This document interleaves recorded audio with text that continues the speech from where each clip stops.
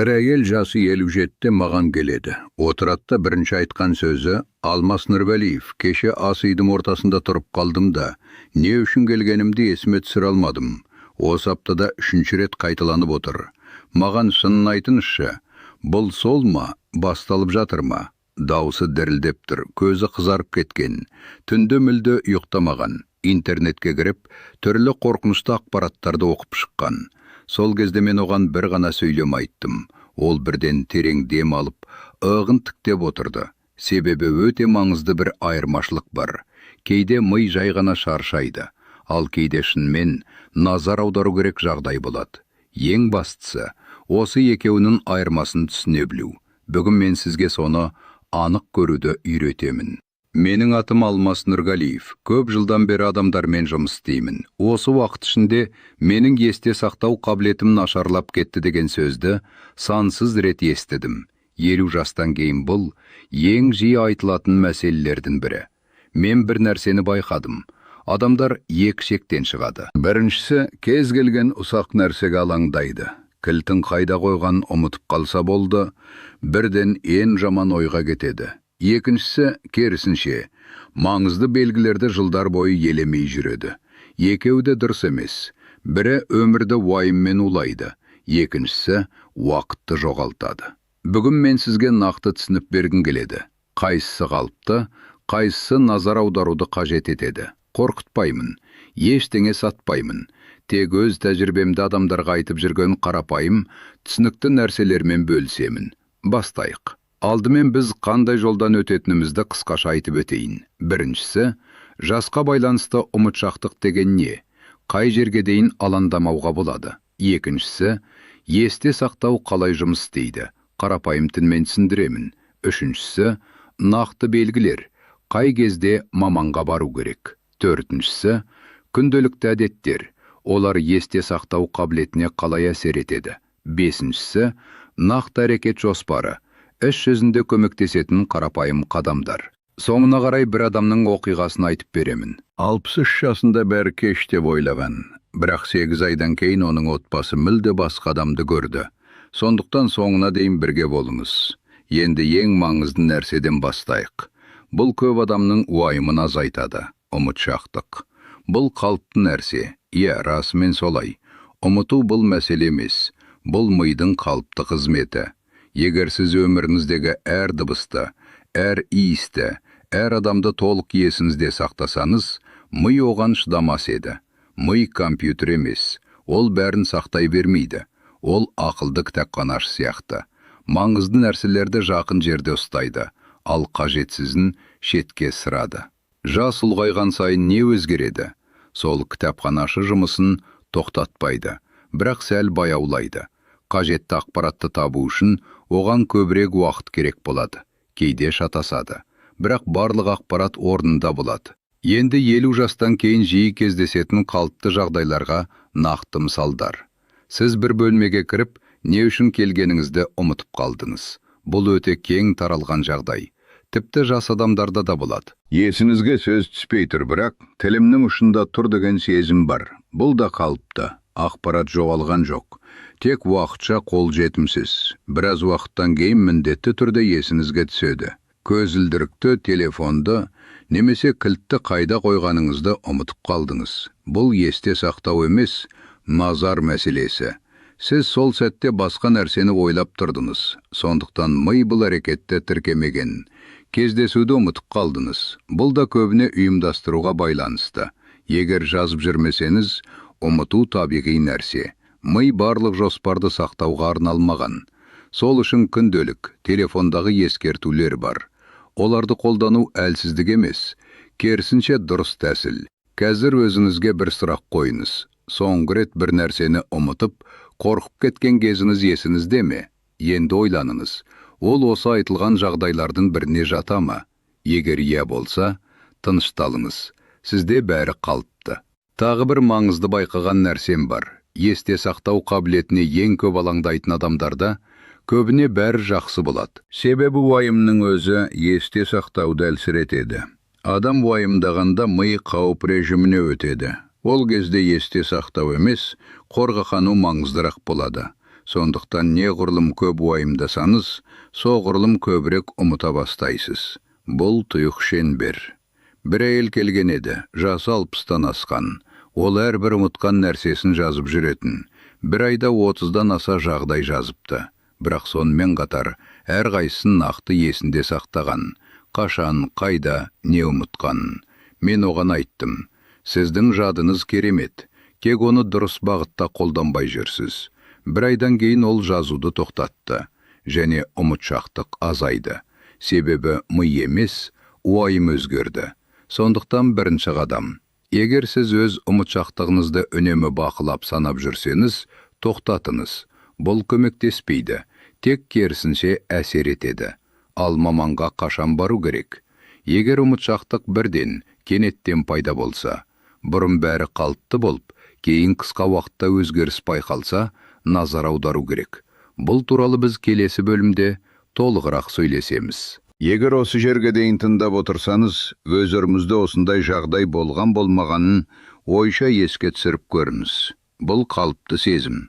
Бірақ ең бастысы, сол уайымда қалып қоймау. Енді есте сақтау қабілеті қалай жұмыс істейтінін қарапайым тілмен түсіндірейін. Мұны түсінсеңіз, көп қорқыныш өздігінен жоғалады. Көз алдыңызға үлкен бір қаланы елестетіңіз. Көп көшелері, бұрылыстары, көпірлері бар. Сол көшелермен күн сайын көліктер жүреді. Бұл көліктер сіздің ойларыңыз, естеліктеріңіз, дағдыларыңыз. Егер бір көлік белгілі бір жолмен жиі жүрсе, ол жол жақсы болады. Тегіс, анық, оңай табылады. Бұл сіз жақсы білетін нәрселер. Өз мекен жайыңыз, жақындарыңыздың туған күні, көп жылдан бері жасап жүрген тағамдар. Ал енді сирек қолданылатын жолды елестетіңіз.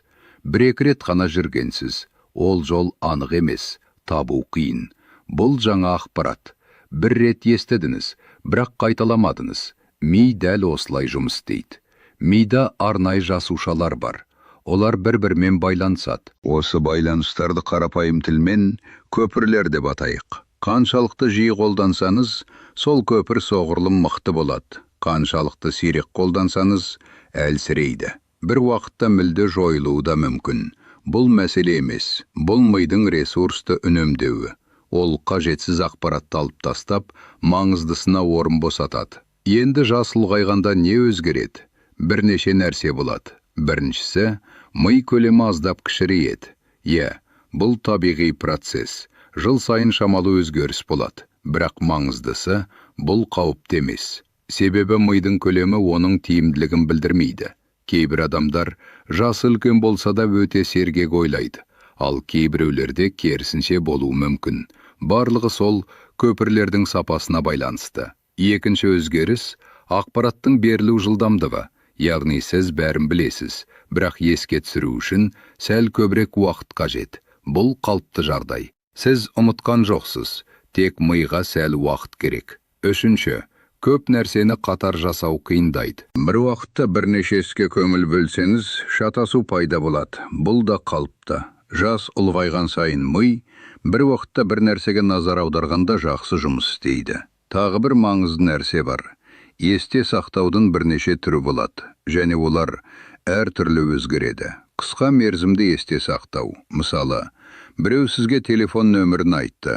Сіз оны жазып алғанша есіңізде ұстайсыз. Бұл қабілет жас ұлғайғанда әлсірейді. Бұл қалыпты. Ұзақ мерзімді есте сақтау, яғни бұрын болған оқиғалар. Бұл көбіне жақсы сақталады. Сондықтан адамдар өткен шақты жақсы есіне алады. Дағдыларға қатысты есте сақтау. Мысалы, велосипед тебу, тамақ дайындау, көлік жүргізу. Бұл қабілет өте тұрақты. Жасқа қатты тәуелді емес. Эмоциямен байланысты есте сақтау. Күшті әсер қалдырған оқиғалар жақсы сақталады. Себебі эмоция есте сақтауды күшейтеді. Сондықтан маңызды күндерді ұмытпайсыз. Ал күнделікті ұсақ нәрселер есте қалмайды. Мұның бәрін не үшін айтып отырмын? Өйткені менің жадым нашар деген жалпы түсінік дұрыс емес. Бұл менің көлігім нашар деген сияқты. Нақты қай бөлігі? Әрқайсысы әртүрлі жұмыс істейді. Бір ер адам келген еді, жасы 65 шамасында. Ол жаңа ақпаратты есте сақтай алмаймын деп алаңдады. Бірақ сөйлесе келе анық болды. Өткенді жақсы есінде сақтайды, күнделікті істерін орындайды, бағдарын жоғалтпайды. Мәселе тек жаңа ақпаратта болған, және ол ақпаратты асығыс, зейінсіз қабылдаған. Біз тек тәсілді өзгерттік. Аз көлемде оқу, содан кейін қайталау, қолмен жазу, дауыстап айту. Бірнеше аптадан кейін нәтиже байқалды. Ол маған, мен ақылдырақ болмадым, тек дұрыс үйренуді үйрендім деді. Бұл өте маңызды ой. Сондықтан екінші қадам. Өзімізді бұрынғы өзімізбен салыстырмаңыз. 20 жастағы ми мен қазіргі ми екі түрлі жүйе.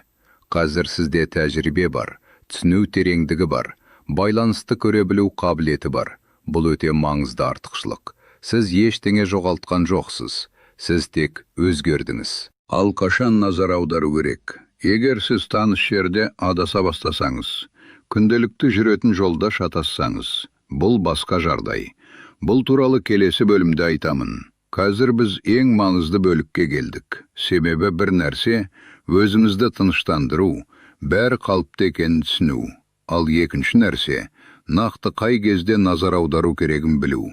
Мен сізді қорқытқым келмейді. Керісінше, сізде түсінік болғанын қалаймын. Өйткені мәселені ерте байқау, бұл қорқыныш емес, бұл мүмкіндік. Неғұрлым ерте байқасаңыз, соғұрлым көбірек шешім болады. Көп жағдайда жағдайды түзетуге болады. Тек уақытында мән беру керек. Енді нақты белгілерге өтейік. Қандай жағдайда уақыт созбай, жақын арада маманға қаралған дұрыс. Бірінші белгі. Сіз ұсақ нәрселерді емес, маңызды оқиғаларды ұмыта бастайсыз. Мысалы, көзілдірікті қайда қойғаныңызды ұмыту бір нәрсе. Ал кеше сізге біреу келгенін мүлде есіңізге түсіре алмау, мүлде басқа деңгей. Қалыпты жағдайда адам детальдарды ұмытады. Ал назар аудару керек жағдай оқиғаның өзін толық ұмыту. Яғни болған нәрсе мүлде болмағандай сезіледі. Мысал келтірейін. Бір кісі жасы 67-де. Жұбайы айтып берді. Сенбі күні футбол көрген қатты уайымдаған. Ал келесі күні ол сол оқиғаны мүлде есіне түсіре алмады. Міне осындай жағдайда тексерілген дұрыс. Бұл бірден ауыр нәрсе деген сөз емес, бірақ міндетті түрде назар аудару керек. Екінші белгі. Сіз қысқа уақыт ішінде бір сұрақты бірнеше рет қайталайсыз. Мысалы, бір сағат ішінде бір нәрсені қайта-қайта сұрай беру, және оны бұрын сұрағаныңызда есіңізге түсірмеу. Бұл жағдайды көбіне жақын адамдар байқайды. Егер бір рет болса қалыпты, ал егер жиі қайталанса, тексерілген дұрыс. Үшінші белгі. Сіз бұрыннан істеп жүрген қарапайым істерді орындау қиындайды. Маңыздысы, жаңа емес, таныс істер. Көп жылдан бері жасап жүрген нәрселер. Мысалы, үнемі дайындайтын тағамның ретін ұмытып қалу.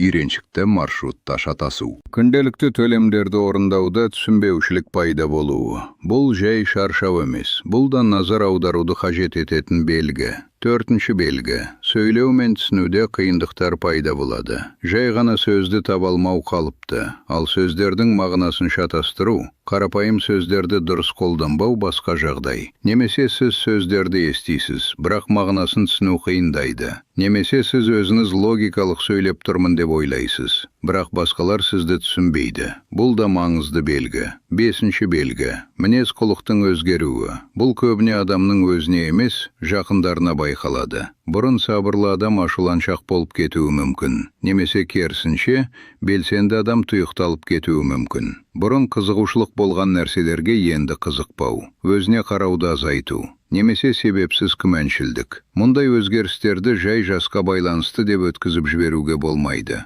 Егер жақындарыңыз сіз өзгердіңіз десе, құлақ асыңыз. Бұл әлсіздік емес, бұл дұрыс шешім. Алтыншы белгі. Уақытты шатастыру. Бүгін қай күн екенін білмеу кейде болады, бірақ жыл мезгілін, уақытты, жалпы жағдайды шатастыру маңызды белгі. Енді өте маңызды нәрсе айтайын. Жоғарыда айтылған белгілер нақты диагноз емес. Бұл тек тексерілуге себеп. Себебі осындай белгілерді беретін, бірақ түзетуге болатын жағдайлар өте көп. Мысалы, витамин жетіспеушілігі, әсіресе В12. Бұл өте жиі кездеседі. Және есте сақтау, ойдау, көңіл күйге әсер етеді. Қарапайым талдаумен тексеріледі. Қалқанша бездің жұмысы. Егер ол баяу жұмыс істесе, адамда әлсіздік, ұмытшақтық, баяу ойлау пайда болады. Бұл да тексеріліп түзетіледі. Көңіл күйдің төмендеуі. Кейде адам өзін жай ғана әлсіз сезінеді. Бірақ шын мәнінде мәселе басқа жерде болуы мүмкін. Назар төмендейді, қызығушылық азаяды. Соның әсерінен есте сақтауды нашарлайды. Дұрыс тәсіл қолданылса, жағдай жақсарады. Дәрілердің әсері. Кейбір дәрілер есте сақтауға әсер етуі мүмкін. Барлық емес, бірақ кейбіреулері. Кейде тек бір дәріні өзгерту жеткілікті болады. Ұйқының жетіспеуі. Егер адам толық демалмаса, есте сақтау міндетті түрде әлсірейді. Бұл уақытша және түзетуге болатын жағдай.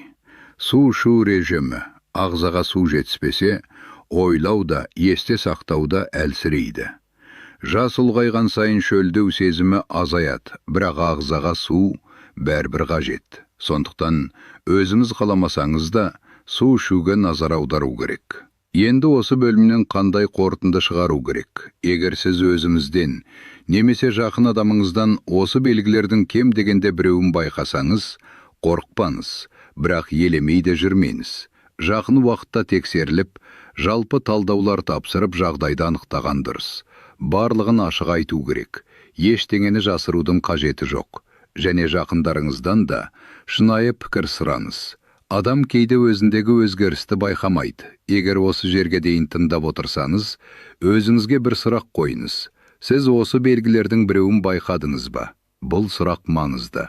Ал біз әрі қарай жалғастырамыз. Келесі бөлімде күнделікті әдеттер есте сақтау қабілетіне қалай әсер ететінін талқылаймыз. Сіздің есте сақтау қабілетіңіз тек жасқа байланысты емес. Ол күн сайын не істейтініңізге тікелей байланысты. Және мұнда көп адам біле бермейтін факторлар бар. Бірінші және ең маңыздысы созылмалы стресс. Бұл жай ғана күнделікті ұсақ уайым емес. Бұл айлар бойы, жылдар бойы жиналатын ішкі қысым. Балалар үшін уайымдау, денсаулық туралы ойлар, қаржылық қиындықтар, отбасындағы жағдайлар. Мұндай кезде мида не болады? Арнайы бір гормон бар. Ол стресс гормоны. Қысқа уақытқа бөлінсе ол қалыпты. Бірақ егер оның деңгейі ұзақ уақыт жоғары болса, миға әсер ете бастайды. Есте сақтауға жауап беретін аймақ әлсірейді. Қарапайым тілмен айтсақ, ақпаратты сақтайтын жүйе дұрыс жұмыс істемей бастайды. Сондықтан адам ұмытады. Бұл ми бұзылды деген сөз емес. Бұл ми үнемі қысымда жұмыс істеп жатыр деген сөз. Жақсы жаңалық бар. Бұл жағдай түзетіледі. Миға тек демалу керек. Не істеу керек? Уайымдамаңыз деген кеңес көмектеспейді. Оның орнына бір нәрсені таңдаңыз. Сізді тыныштандыратын бір ғана әрекет.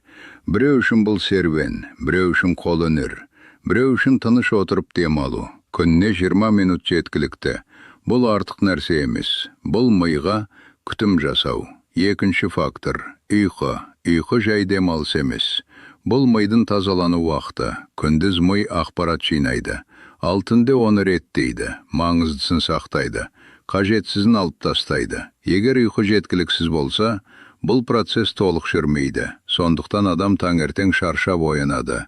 Ойы анық болмайды. Маңыздысы тек ұзақтығы емес, сапасы. 8 сағат төсекте жату жеткіліксіз. Ұйқы тыныш, үзілмейтін болуы керек. Қазір бір қарапайым нәрсені тексеріңіз.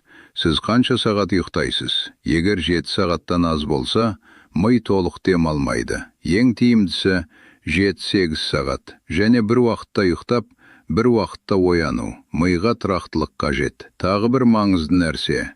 Экран, телефон, теледидар, планшет. Ұйқы алдында оларды қолдану ұйқы сапасын төмендетеді. Себебі жарық миға әлі күн деген белгі береді. Сондықтан ұйқы кеш келеді. Қарапайым кеңес. Ұйқыдан 1 сағат бұрын экранды қолданбауға тырысыңыз. Оның орнына кітап, тыныш әңгіме, немесе жай демалу. Үшінші фактор – жалғыздық. Бұл туралы көп айтылмайды. Бірақ бұл ми үшін маңызды. Адам басқа адамдармен сөйлескенде, ми белсенді жұмыс істейді. Сөздерді таңдайды, тыңдайды, жауап береді. Бұл жаттығу. Ал жалғыздықта бұл процесс болмайды. Ми босаңсып кетеді. Байланыстар әлсірейді. Сондықтан қарым-қатынас тек көңіл көтеру емес. Бұл миға қажетті нәрсе. Әлеуметтік желі бұл орнын толтырмайды. Нақты сөйлесу керек. Телефонмен сөйлесу, кездесіп әңгімелесу. Аптасына кем дегенде бірнеше рет. Егер аз болса бір байланыс қосыңыз. Бұл жеткілікті бастау үшін. 4-ші фактор – қозғалыс. Бұл туралы көп айтылады. Бірақ маңызды бір нәрсе бар. Қозғалыс кезінде ми жақсы қанмен қамтамасыз етіледі. Оттегі мен пайдалы заттар көбейеді. Және ең бастысы, ми жаңа байланыстар құруға мүмкіндік алады. Яғни қозғалыс миды қолдап қана қоймайды, оны жақсартады. Марафон қажет емес. Қарапайым жүріс жеткілікті. Күніне 30 минут. Аптасына бірнеше рет. Бастау үшін бұл жеткілікті. 5-ші фактор – тамақтану. Күнделікті тамақ есте сақтауға әсер етеді. Әсіресе қантпен өңделген тағамдар. Егер олар көп болса, миға кері әсер етеді. Себебі қан құрамындағы өзгерістер мидың жұмысына әсер етеді. Не істеу керек? Толық өзгеріс қажет емес. Кішкентай түзетулер жеткілікті. Мысалы, таңғы асты жеңіл, бірақ пайдалы ету. Көкөністерді көбейту, қантты азайту, жаңғақтар, балық сияқты пайдалы өнімдерді қосу. Бұл диета емес, бұл қолдау. Бірнеше аптадан кейін айырмашылық сезіледі. Енді маңызды қорытынды. Сіздің есте сақтау қабілетіңіз күнделікті таңдауыңыздың нәтижесі.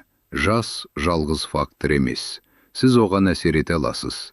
Және бұл сіз ойлағаннан да оңай. Келесі бөлімде нақты не істеу керек, қадам бойынша жоспар беремін. Нақты не істеу керек? Бүгіннен бастап қолдануға болатын қарапайым жоспар. Мен сізге ұзын тізім бермеймін, 5 қадам ғана. Өйткені көп нәрсе берілсе, оның жартысы ұмытылады, ал қарапайым нәрсе орындалады. 1-ші қадам. Күн сайын жаңа нәрсе үйреніңіз. Кішкентай болса да, бұл ми үшін ең күшті жаттығу. Жаңа ақпарат, жаңа жолдар деген сөз. Не үйренуге болады? Жаңа сөздер, жаңа тағам рецепті, жаңа маршрут, жаңа дағды. Маңыздысы, бұрын жасамаған нәрсе болуы керек. Күнде 15-20 минут жеткілікті, бірақ тұрақты түрде. Сонда нәтиже болады. 2-ші қадам – қозғалыс. Қарапайым жүріс, күніне 30 минут. Мүмкін болса таңертең. Таңғы жарық миға күн басталды деген белгі береді. Бұл ұйқыны да жақсартады. Егер 30 минут қиын болса, 15 минуттан бастаңыз. Бірақ күн сайын. Тұрақтылық маңызды. Және бір қосымша нәрсе. Жүріп бара жатқанда миға да жүктеме беріңіз. Мысалы, кері санау. Немесе белгілі бір әріптен басталатын сөздерді айту. Бұл қосымша жаттығу. 3-ші қадам. Тамақтануды реттеу. Қатаң шектеу емес, қосу. Рационға пайдалы нәрселерді қосыңыз. Мысалы, майлы балық, жидектер, жаңғақтар, көкөністер. Және қантты азайтыңыз. Толық тастау міндетті емес. Тек азайту, бұл жеткілікті. 4-ші қадам. Ұйқыны реттеу. 7-8 сағат. Бір уақытта ұйықтау, бір уақытта ояну. Ұйқы алдында тыныштық, жарықты азайту. Бұл қарапайым көрінеді, бірақ әсері өте үлкен. 5-ші қадам. Қарым-қатынас. Адамдармен сөйлесу. Тек ақпарат алмасу емес. Ой бөлісу, пікір айту, талқылау. Бұл миды белсенді ұстайды. Тағы бір маңызды нәрсе. Білгеніңізді басқаға үйретіңіз. Біреуге түсіндіру ең жақсы жаттығу. Бұл кезде ми ақпаратты қайта өңдейді. Және оны күшейтеді. Енді бір маңызды ой. Осы 5 қадамның бәрін бірден бастау міндетті емес. Біреуін таңдаңыз, ең оңайын. Және бүгін бастаңыз, кейін басқаларын қосасыз. Енді бір оқиға. Бір ер адам, жасы 63-те, өте сабырлы, көп сөйлемейтін, жұбайы алып келді. Ол ұмыта бастады. Кейбір қарапайым нәрселерде қиналды. Бұл оны алаңдатты. Біз тексердік. Күрделі мәселе анықталмады, бірақ бірнеше фактор болды. Витамин жетіспеушілігі, ұйқының аздығы, қарым-қатынастың болмауы. Біз біртіндеп жұмыс бастадық. Тамақтану, ұйқы, қозғалыс. Жаңа нәрселер қосылды. Бірнеше айдан кейін өзгеріс байқалды. Ол белсенді бола бастады. Көңіл-күй жақсарды. Ең бастысы, өзіне сенімі қайтты. Бұл жерде маңызды бір нәрсе бар. Ми әлсіз емес. Ми өте икемді. Ол өзгере алады. Жаңа байланыстар жасай алады. кез келген жаста. Бірақ оған жағдай жасау керек. Қозғалыс, ұйқы, тамақ, қарым-қатынас, жаңа білім. Осы 5 нәрсе жеткілікті. Ешқандай күрделі жүйе қажет емес. Енді қысқаша қорытынды. Ұмытшақтық қалыпты. Бірақ кейбір белгілерге назар аудару керек. Егер маңызды өзгерістер байқалса, тексерілген дұрыс. Ал күнделікті өмірде сіз көп нәрсені өзіңіз өзгерте аласыз. 5 қарапайым қадам арқылы. Енді өзіңізге сұрақ қойыңыз. Сіз қай қадамнан бастайсыз? Біреуін таңдаңыз және бастаңыз. Сіздің миыңыз сізбен бірге жұмыс істейді. Тек оған мүмкіндік беріңіз. Сонымен біз бүгін үлкен жолдан өттік. Ең басты нәрселерді қысқаша еске түсірейік. Ұмытшақтық бұл қалыпты. Кілтті қайда қойғаныңызды ұмыту. Сөз есіңізге бірден түспеу. Бөлмеге не үшін кіргеніңізді ұмытып қалу. Бұл өмірдің бір бөлігі, бірақ нақты белгілер бар. Егер адам маңызды оқиғаларды ұмыта бастаса, бір сұрақты қайта-қайта қоя берсе, бұрынғы таныс істерді орындау қиындаса, мінез құлқы өзгерсе, мұндай жағдайда назар аудару керек. Уақыт созбай, жағдайды тексерген дұрыс. Себебі көп нәрсе түзетіледі. Және неғұрлым ерте байқалса, соғұрлым жақсы. Ал енді ең маңыздысы, сіз бүгіннен бастап не істей аласыз? 5 қарапайым қадам. Жаңа нәрсе үйрену, қозғалу, тамақтануды реттеу, ұйқыны дұрыстау, адамдармен қарым-қатынас. Барлығы осы. Күрделі ештеңе жоқ. Бірақ тұрақты болса, нәтиже береді. Тағы бір маңызды ой. Сіздің миыңыз сізге қарсы емес, ол сізбен бірге. Ол жұмыс істегісі келеді. Тек сізден аздап қолдау күтеді. Сондықтан өзіңізге мүмкіндік беріңіз. Баяу бастаңыз. Бірақ тоқтамаңыз. Енді сізге сұрақ. Осы 5 қадамның қайсысынан бастайсыз? Ойша таңдаңыз. Және бүгін немесе ертең бастаңыз. Кейінге қалдырмаңыз. Өйткені кейін деген күн көбіне келмейді. Ал сіздің миыңызға қолдау қазір керек. Егер өз тәжірибеңіз болса, бөлісе аласыз. Сізге не көмектесті? Қандай өзгеріс байқадыңыз? Бұл басқа адамдарға да пайдалы болуы мүмкін. Егер бұл әңгіме сізге пайдалы болса, осындай тақырыптарды жалғастыруға болады. Апта сайын жаңа тақырыптар. Өмірге жақын, түсінікті, нақты. Өзіңізге назар аударыңыз, өзіңізді күтіңіз. Ең бастысы, миыңызды ұмытпаңыз. Ол сіздің ең сенімді серіктесіңіз. Келесі кездескенше.